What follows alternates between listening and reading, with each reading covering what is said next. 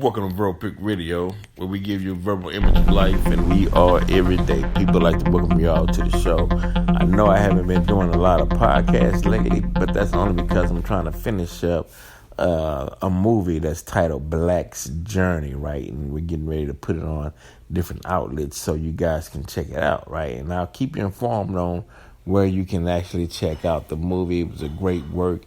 I'd like to thank everybody that participated, from Sabrina the model, Marcus Mudd, to Devin, Low Key, myself, Brother Nasir, D Flam, so many other people, man, that helped to make it a success. Let me give you a little rundown on what the movie's about, right? So when you see it, you can have a context on what you're looking at, right? It's about Blac, who's tired of seeing young black men and women, but black men in particularly, being shot by police officers, right? So he's like, man, you know what, the hell with this shit, man. We got to get armed to protect ourselves, actually to save our lives so we can remain in existence, right? So he makes a deal with a guy to bring weapons into the States, and he goes out to the islands to drop the money off to meet with a gun runner, and they ship the guns back to the States, right? Because he's moving strictly on the emotions and the passion of unity and self-preservation, right? But as the Red Dragon, which is a character played by Brother Nasir, is playing the wise man, before he even started off on his pad, told him, look, man, you got to organize and put knowledge, educate the people first. But, you know, Blac, overcome with the emotions of seeing black men being killed in the streets, was like, you know, hey, bring these guns into the States, arm yourselves, protect yourselves, and, you know, let the judge decide who's right or wrong, right? So bring the guns to the States. Make a long story short, didn't spread the organization or knowledge skills. And so the streets took the guns and started selling their own beefs with the guns that was meant to protect the community, but yet the guns was used to harm each other in the community. So Blac is looking for a science now that maybe can set things right? So he goes and talks to the professor about ethers. He talked to the DJ about the science of music. You know, he's using alchemy. I mean, anything at his disposal to unify the people, right? And, man, it's just an adventure. I ain't gonna spoil it. I gave you all a little bit, but you gotta check you gotta check it out, right? It'll be coming soon. And as I stated, I'll keep you informed, because it's a business, and it's a black-owned business, and it's an independent movie. So, of course, I want you all to participate and support. We have to do things in this manner because we have to step up our level of awareness. We have to ask ourselves the tough question, you know, are we hoping that the colonizer will have sympathy upon us, i.e. the police department, and stop killing black men? I mean, that's a method. But that's a method. The method is what some are saying. They're saying, look, this is my method. I'm going to appease or appeal to the colonizer's best side of himself, and hopefully he will see me as his brother or his equal and we can live together in harmony. I mean, you got a lot of people who hold that sentiment, and they actually believe that. They actually believe that one day, we'll sing songs together and hold hands and unison, right?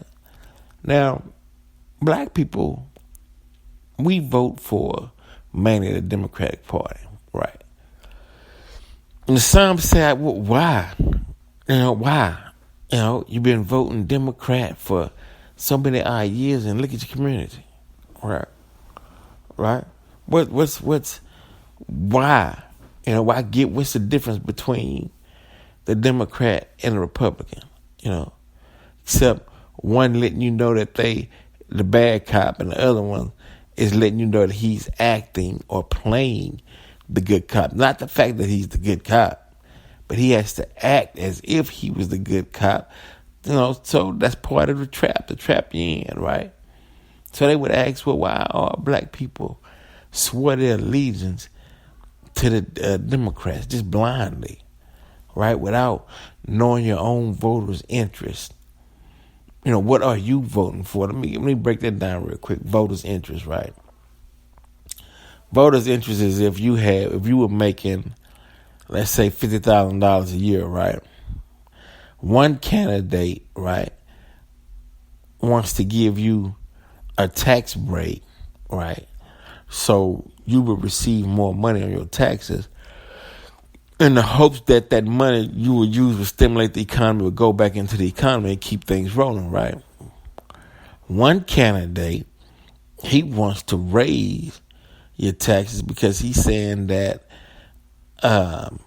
with that amount of money you making per year, he wants to raise the taxes because he's saying, hey, if I raise the taxes, you're not going to miss, this small amount that you raise your taxes on, and we need that money to give ourselves a raise, right?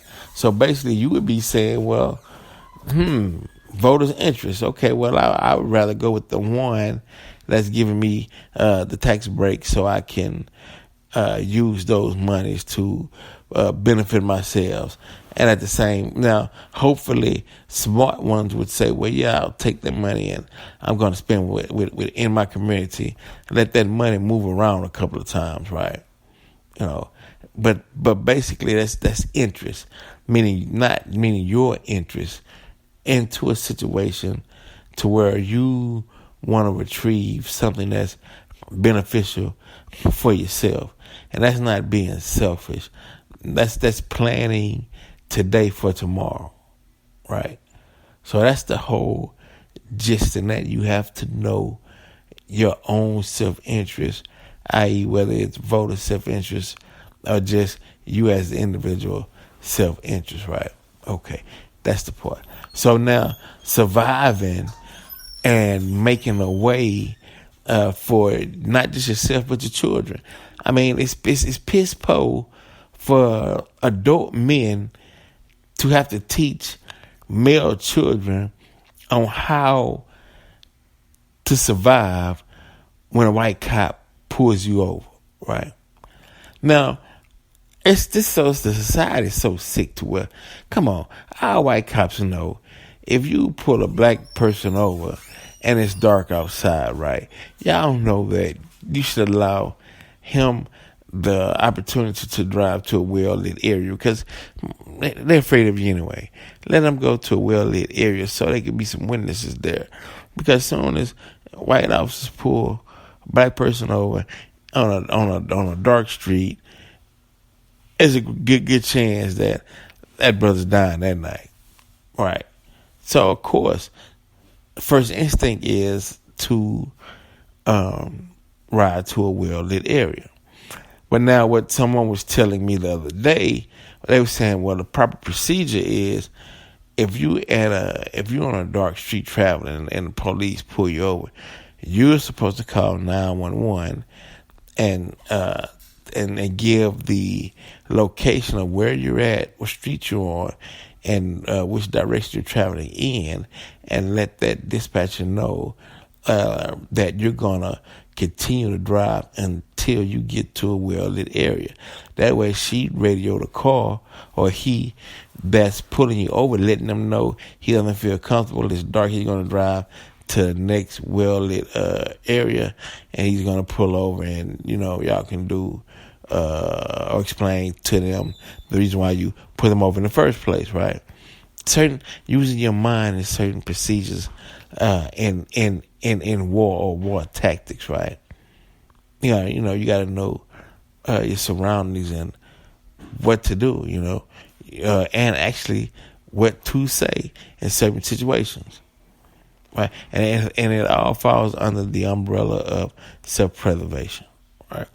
It's not about making anyone feel bad or hurting someone's feelings or anything like that. It's about strictly saving yourself. Right? Save yourself. It's not about how you perceive things or how you would like things to be and how you would like this great harmony and everybody holding hands, singing Kumbaya and whatnot. Oh, that's okay. You got a right to want that, but reality, though, is what we living in, though. We dealing with reality, and there's certain protocols and certain ways that you have to handle certain people out here in this reality, because some of them do want to harm you. I mean, all these bad shootings again, but black on black crime, that should be non-existent. There should be no reason why a black person rob another black person and then shoots them in the process of the robbery. Shouldn't be. It shouldn't be nothing like that within our community, where we preying on each other, robbing each other, disrespecting each other, disrespecting each other's household. No, that's not living. That's not You may think that's living, but it ain't living. It is not living, because the fact is consequences. What goes around will come around, right? That was set in motion before we even got on the planet, right?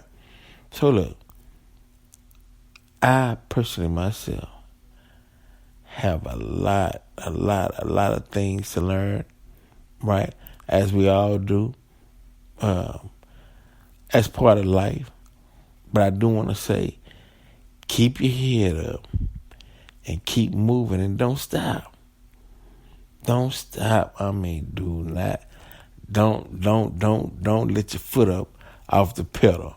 Verbal Creek Radio. We're out.